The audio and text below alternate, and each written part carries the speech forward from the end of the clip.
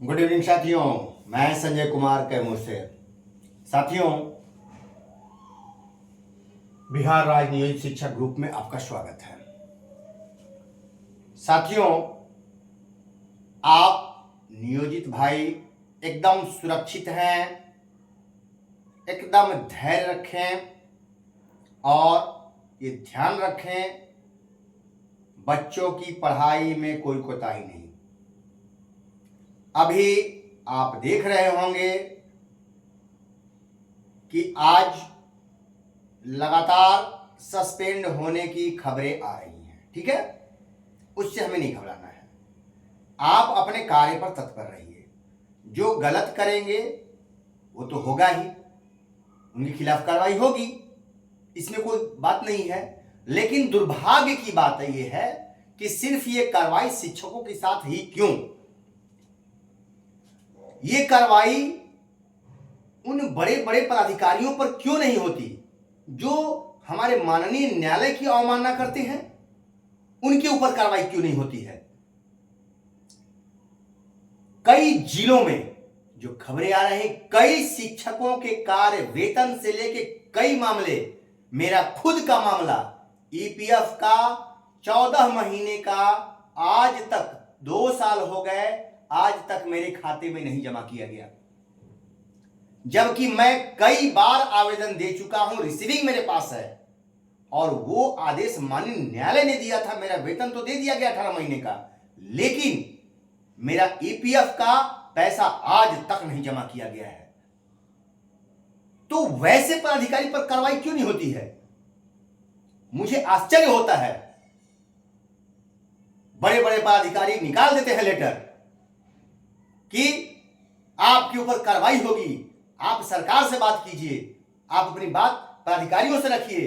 अरे हम कितनी बार रखें? क्या मैं विद्यालय छोड़कर ऑफिस दौड़ता रहूं? ऑफिस दौड़ेंगे तो कार्रवाई होगी, नहीं जाएंगे तो काम नहीं होगा, और जब सोशल मीडिया पर बोलेंगे तो कार्रवाई होगी। फिर कहां जाए? माननीय न्यायालय की बात को दबा के रखा जाता है, फिर कहां जाए हम? ये हमें बताने का कष्ट करें तो फिर जनता की अदालत होती है वो, और हमारा मौलिक अधिकार है। हमारा मौलिक अधिकार कोई नहीं छीन सकता है। अगर हमारे कर्तव्य है तो अधिकार भी हैं। हमें डराने का, धमकाने का प्रयास ना किया जाए, ठीक है। डर के आगे जीत है। और मैं बता देना चाहता हूं, वो डराने और धमकाने की बात तो मैं स्पष्ट बोलता हूं, मेरे में कमाकर जीने की क्षमता है। ऐसा नहीं है, अगर पैसा ही कमाना होता तो इससे अधिक मैं पैसा कमाया होता, और मैं कमा रहा था। अब उस पर नहीं जाना चाहता हूं, लेकिन ये बार बार जो धमकियां निकल रही हैं, वो धमकियां कुछ और नहीं, सक्षमता 3 के फेल होने के चलते हुआ है। आवेदन कम आए हुए हैं, इस वजह से हो रहा है। मिशन फेल हुआ है। अरे भैया, मैं कह रहा हूं 5200 हम क्यों दे दें? हमारा 5200 स्केल है, उस स्केल को हम क्यों सूली पर चढ़ा दें? हम स्केल छोड़ के क्यों जाएं?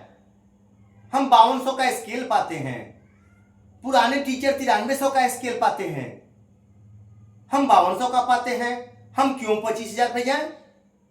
जिसको जाना है खुशी से जाए, हमें क्या दिक्कत है? मैं किसी का बाह पकड़ के रोका हूं क्या? लेकिन मैं अपनी बात तो कह सकता हूं, अपनी बातें तो मैं कह सकता हूं। सरकार अपनी बातें कह सकती है। सोशल मीडिया पर तमाम खबरें आती है, सरकार घोषणा करती रहती है, निगेटिव बातें हैं वो भी बोलती रहती है, धमकी भरे लहजे में बोलती है। तो क्या हमें सही बात बोलने का भी अधिकार नहीं है? क्या वो भी अधिकार हमसे छीन लिया जाएगा? तो फिर क्या है ये? फिर तो लोकतंत्र खत्म हो जाएगा। ऐसा नहीं होना चाहिए है। चलते रहिए, देखते रहिए। एक हमारे महत्वपूर्ण है, दो मुंहे नेताओं से सावधान रहे आप। मैं उन दो मुंहे नेताओं से सावधान कर रहा हूं नियोजित भाइयों को। अभी हमारे नियोजित में ऐसे दो मुंहे नेता हैं, वो अपने चेलों को भेज दिए विशिष्ट बनने के लिए। कई जिलाध्यक्ष, प्रखंड अध्यक्ष, पंचायत अध्यक्ष चल बन गए विशिष्ट। वो रुके हुए थे सबको बटोर के लेके आने के लिए। उन जिलाध्यक्षों वगैरह को अपने संघ से बर्खास्त नहीं किया गया। जानते हैं क्यों? वो अभी इंतजार में कि उधर भी हमारा संघ चलता रहे, जब उनको बर्खास्त कर देंगे तो वो एक नया संघ बना लेंगे। फिर इस संघ से बचेगा कौन? नियोजित कम बचे हुए हैं, तो फिर उनकी संख्या ज्यादा है, तो वो इसलिए उनको हटा भी नहीं रहे हैं और गीता सुना रहे हैं, गीत गा रहे हैं कि दोस्तों हम निरंतरता की लड़ाई लड़ेंगे, विशिष्ट भाइयों की भी लड़ाई लड़ेंगे। क्या ये बात है भाई? ठीक है, लड़िए। तो भैया आप मजबूत कर देंगे ना, आप प्रदेश अध्यक्ष हैं, बड़े नेता हो सकते हैं कोई, तो आप जाके विशिष्ट बन जाओ ना, लड़ाई एकदम लड़ लो भैया। बहुत सारे तो चले ही गए हैं, आप भी चले जाओ। अरे पहले नियोजित हैं, जो जड़ है उसकी तो लड़ाई लड़के दिखाओ, उसकी लड़ाई लड़के पहले नियोजित का बेड़ा पार करो। तरह तरह की धमकियां मिल रही हैं, वो बन गए जो विशिष्ट, वो अभी आपके नियोजित को ले जाने के लिए बेचैन हैं कि कैसे हो खींच के ले आओ। और आप हैं कि इधर नियोजित की भी बात कर रहे हैं, उधर वोट के चक्कर में है। क्या चक्कर है भाई आपका? अरे ठीक है, वो हमारे भाई हैं, मैं भी कहता हूं, लेकिन दो मुंहे बात मत बोलिए। अभी सावधान मेरे नियोजित भाइयों, सावधान रहे ऐसे लोगों से, क्योंकि इनको चंदे का धंधा करना है। क्योंकि इनका संघ विशिष्ट में भी इनके संघ के लोग शामिल हैं और उधर भी तैयारी चल रही है, नियोजित में ये बैठे हुए हैं, इधर भी तैयारी है कि दोनों तरफ मेरा संघ है। कल को अगर वहां संघ रहेगा तो उधर से भी अर्निंग होगी, इधर से कम लोग हैं, लेकिन इधर हम रहेंगे तो कहने के लिए इधर के लोगों को भी पकड़े रहेंगे। यही तैयारी है भैया। आप मत ये आवाज उठाइए, आप जो विशिष्ट में चले गए हैं आपके संघ के, उनको तो सामने लाइए कि भैया आप बोलो उधर से, हमारे ही तो संघ के हो, उनका नाम पकड़ो ना भाई। निकाले नहीं हो आप, निकाले नहीं है अपने संघ से उन लोगों को, तो कहिए ना कि हमारे संघ के विशिष्ट भाई आप आवाज उठाइए, हम तो नियोजित हैं। आवाज उनसे उठवाइए ना मेरे भाई। आप क्यों उठा रहे हैं? अभी आपने उनको इसीलिए तो भेजा है वहां, आवाज उठाने के लिए ना भेजा है। तो आप उनकी बात कीजिए, क्योंकि आप तो उनका नाम नहीं ले रहे हैं और उनको अपने संघ से निकाल भी नहीं रहे हैं, तो कम से कम उनको भी तो नेता बनने दीजिए। आप सोच रहे हैं कहीं वो नेता बन जाएंगे तो हमारी कुर्सी खतरे में पड़ जाएगी। तो भैया मेरे, ऐसे लोगों से सावधान रहे, ये किसी के नहीं होते हैं, ऐसे लोग किसी के नहीं होते हैं। इनको पद और पैसे से मतलब होता है, बस सीधी सी मैं बात बता। हम लोग अपनों से परेशान होते हैं। एक कोई फिल्म में था ना, हमें तो अपनों ने लूटा, गैरों में कहां दम था। अरे हम तो अपनों से लूटते आए हैं, ये भी तो सच्चाई है। नहीं तो सरकार में कहां उतना दम था कि हमसे छीन लेती कोई चीज। लेकिन हमारे बीच ही तो जयचंद है, हमारे बीच में जयचंद है, जो सरकार से मिलकर के हमारे मिशन को फेल करते रहे, हमारी सारी खबर सरकार तक पहुंचाते रहे। इसलिए मैं बहुत सारी चीजें नहीं बोलता हूं। और भाइयों का प्रश्न है, तो नियोजित भाइयों एकदम आप निश्चिंत और बिंदास रहिए। प्रमोशन पर बहुत खबर जबरदस्त है और आपकी तैयारी चल रही है प्रमोशन की, इसमें थोड़ा भी शंका अब नहीं है, एकदम तैयारी चल रही है। थोड़ा सा धैर्य रखिए, तैयारी चल रही है, थोड़ा सा धैर्य रखिए, मंजिल करीब है, ठीक है। और नहीं, जिसको अगर भाई ज्यादा परेशानी हो, क्योंकि कई भाई ऐसा फोन कर रहे हैं जैसे लग रहा है कि वो बेचैन है, भैया प्रमोशन कब होगा, आप क्या कर रहे हैं? अरे भैया तो बन जाइए विशिष्ट, क्या दिक्कत है? मैं कड़वा तो बोलता ही हूं, उसमें सारी चीजें मिल जाएंगी, जैसा आता है जरा कर लीजिए ना भाई। कई भाई इस चक्कर में है कि जल्दी से प्रमोशन मिल जाता तो अगला बार हम उसमें चले जाते। अजीब की स्थिति है, प्रमोशन लेकर के चले जाए। अरे जाइए ना भाई, अभी चले जाइए, उसमें सब कुछ मिल जाएगा। दुख बुरा मत मानिए और समूह में भ्रम नहीं फैलाइए। देखिए मेरा गला कुछ ठीक हुआ है, क्योंकि आप लोग से को बहुत बहुत धन्यवाद कि कुछ कम फोन हुआ है। भाई कर रहे हैं फोन, फिर भी कुछ कम हुआ है, क्योंकि और भाइयों ने मोर्चा संभाल लिया है। हमारे ग्रुप में और भाई हैं, बहुत सहयोग कर रहे हैं। राकेश जी मधुबनी हैं, सांडिली जी है, राजनंदन जी हैं, सारे लोगों ने, मुंगेर के भाई, हमारे मुंगेर से एक भाई हैं, ऐसे ऐसे हमारे योद्धा जो हैं, जो नाम नहीं मुंगेर ध्यान नहीं आ रहा है, तो हमारे योद्धा इस मोर्चा संभाल लिए हैं। हम तो ये कहते हैं कि भैया आगे आओ, मुझे नाम की आवश्यकता नहीं है, ना मुझे पद चाहिए, ना पैसा चाहिए, ना नाम चाहिए। आप लोग आगे बढ़ो, योग्यता सबके पास है, अपनी योग्यता को निखारिए। ये ग्रुप आपको मौका दे रहा है अपनी योग्यता को दर्शाने का, आप मौका दे रहा है ये ग्रुप। आप आकर के अपनी योग्यता को विस्तारित कीजिए, भाइयों को सलाह दीजिए। भाई लोग आपको फोन कर रहे हैं, उनके बातों का जवाब दीजिए। जहां फंसते हैं हमसे सहयोग कहिए, मैं तैयार हूं। ठीक है, कई भाइयों का सर्विस बुक में 28,000 है। अभी आज एक भाई फोन किए थे, भैया ये 28,000 वेतन मिल रहा है कैसे, तो मैं कहा कि उसमें आप राकेश जी मधुबनी हैं वगैरह कई भाई हैं, तो उन लोगों से सहयोग मांगिए।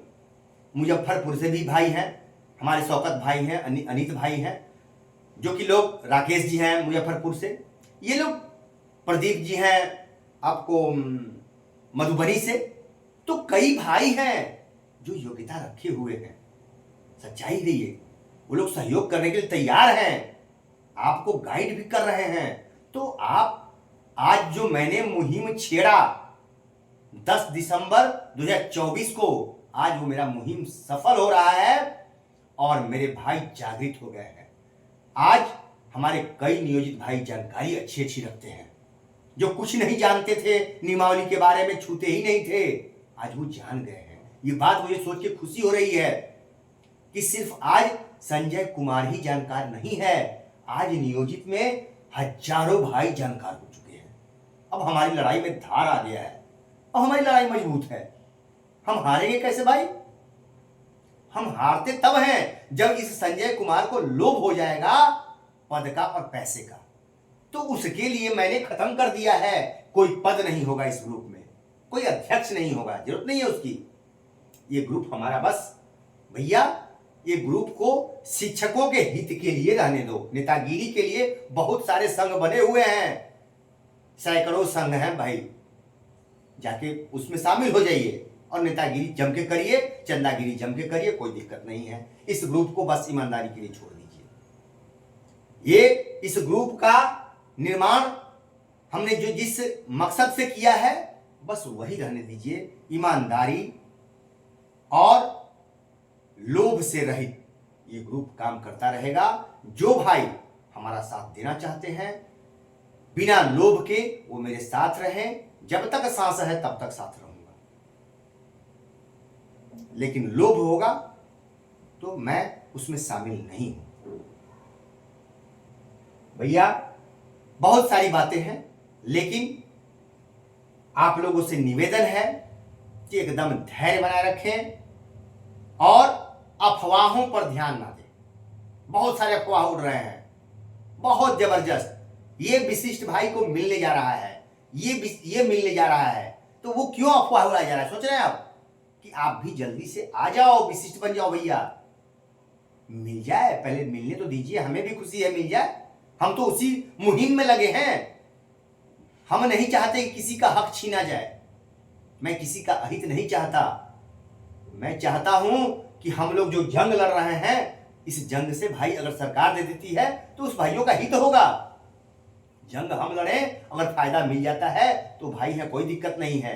लेकिन क्रोध उन पर बढ़ता है जो अपने लोभ के लिए शिक्षकों को गड्ढे में ढकेल देते हैं। मुझे नाराजगी उन लोगों से होती है, बस मैं उनसे नाराज हूं। अन्यथा किसी शिक्षक भाई से मैं नाराज हूं, चाहे वो विद्यालय अध्यापक के भाई हों, चाहे वो विशिष्ट शिक्षक हों, और चाहे नियोजित शिक्षक हों, किसी कोई पर्सनली मेरी दुश्मनी नहीं। ठीक है, आप लोग आगे बढ़िए, बस मेरा मुहिम होता है कि आप नेतागिरी के चक्कर में मत पड़िए। उसी चक्कर में बर्बाद हम लोग हुए हैं, नियोजित बरसों से बर्बाद हुए हैं और आगे भी अगर वैसा रहा तो होंगे। आज आपकी मुहिम रंग ला रही है हम लोगों की। हम लोग संख्या तो कम हो गई है, लेकिन आज नियोजित विजयी हैं, विजय के रथ पे सवार हैं। क्या ले लीजिएगा मेरा? कुछ नहीं ले पाएंगे आप। हम खुश हैं, हमें कम भी मिलेगा तो हम आनंदित हैं। और ज्यादा लोभ में ही आदमी गड्ढे में गिरता है, ये ध्यान रखिएगा। इसलिए लोभ को कंट्रोल कीजिए, फिर आप विजयी हो जाएंगे। लोभ पापस्य कारण, लोभ पाप का कारण होता है, लेकिन आप एकदम धैर्य रखें। फिर मैं मिलूंगा। नमस्कार साथियों।